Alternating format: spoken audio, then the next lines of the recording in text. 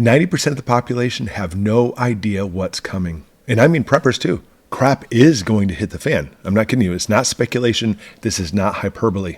And our goal is to not be in that 90%, right? Of course. We want to be the group of survivors.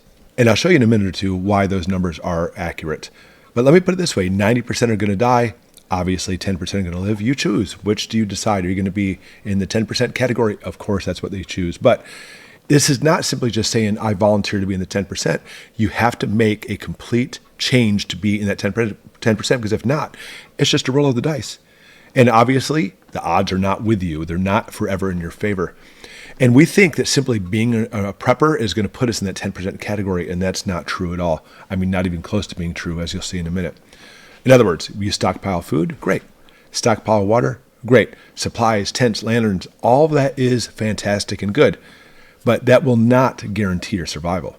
And let me put that in perspective. Think about this. There's almost 350 million people in the United States right now. And it's very interesting because studies show that today, in our modern times, approximately 17.5% of the country are preppers. And obviously 83.5% are not.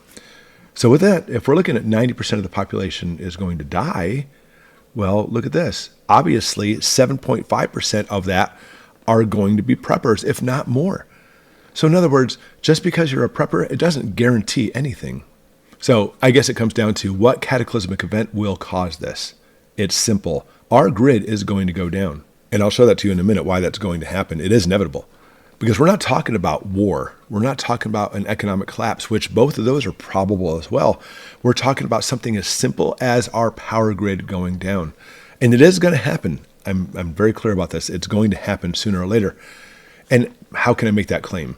First, understand it's already fragile. We have failures all the time. And two, it's always announced we don't have enough power for the future as it is.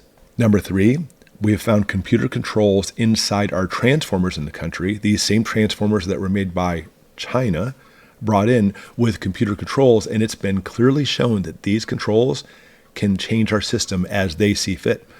We also worry about number four, cyber attacks. There's always, number five, a possibility of an electromagnetic pulse from a nuclear detonations. But even worse is number six is a coronal mass ejection, an ejection from the sun. A coronal mass ejection is high energy erupting from the sun, from sunspots, think of it that way, and it will cripple our grid for years. It'll cripple our grid for years. We're not talking about a matter of a week or two, for years. What it does, it blows the transformers, overloads them, they explode, and they take years to be rebuilt. Years. And even right now, with all our transformers working, we are in short supply.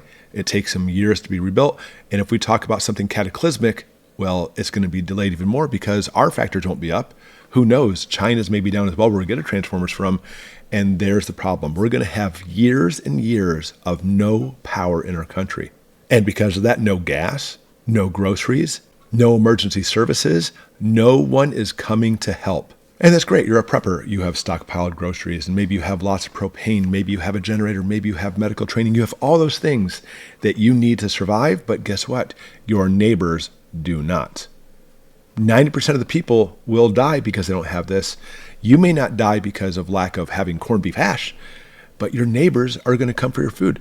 Because study after study shows, it's very clearly that violence from hunger and desperation, mankind, humans will turn on each other, and there lies the problem. Because they will turn on you and your family, and 90% of the country will die, including preppers. Well, actually, you ready for this? Especially preppers. Because preppers have this mindset of, I'm going to stockpile food and water and stuff, and people know this. They know you're a prepper. I mean, even if you haven't announced it, they know that you and I are a little bit on the different side, and there's something going on there, and you're kind of like a survivalist because you always carry weapons with you, etc. They know you're the prepper, and we're talking about absolute desperation. Do you understand this? Desperation. There's going to be some dad who basically is your next door neighbor, always cutting his grass and helping you out, and just always a good guy. Now suddenly has no food for his 3 kids and his wife. And he has probably some kind of weapons. And you know what? He comes to you nicely and you're like, look, I don't have enough for you and me. We're talking about years. Desperate times will seriously call for desperate measures in these situations. And therefore, he is going to try to take this by force. Because you are the prepper after all. He knows you have the extra food. And you know what? You're just being mean because you're not sharing with them. Isn't that today's culture? Of course it is. So How do we know this is going to happen? How do we know that it's just a matter of time? Right now, we are in what's called a solar maximum. And even more so, that maximum is going to hit in the summer of 2025. It's coming. With that, the sun literally just released, I don't know if you saw it in the news, an X-class flare, an X7, mind you. And in that X7, it's actually even going to be a little bit of a near miss. So it's not going to cause any major complications. But as we get closer and closer, and especially as we hit summer of 2025 next year, well, now we're going to see some major problems. And listen, I'm going to be the first to tell you that this solar maximum may not be the one that's going to cause that, what we call a Carrington event, where it's going to level the grid. It may not happen, but it may happen in the next solar maximum. It is going to happen. It is coming. And the experts say right now, at least, our grid is not able to handle it. And when the grid goes down, so does 90% of the population. And unfortunately, I'll say, possibly you, possibly me. So we have to be able to take things into our own hands. Because understand, stockpile food, yes, stockpile water, this is great, stockpile stuff. But you need to stockpile, ready for this? Ways to protect yourself. And I'm going to leave that up to your beautiful imagination of how you can make that happen. Because with all this, we need to protect you. You need to protect your family, because it's not all the stuff that's happening in the world. It is literally going to be your neighbors who are going to come take your life.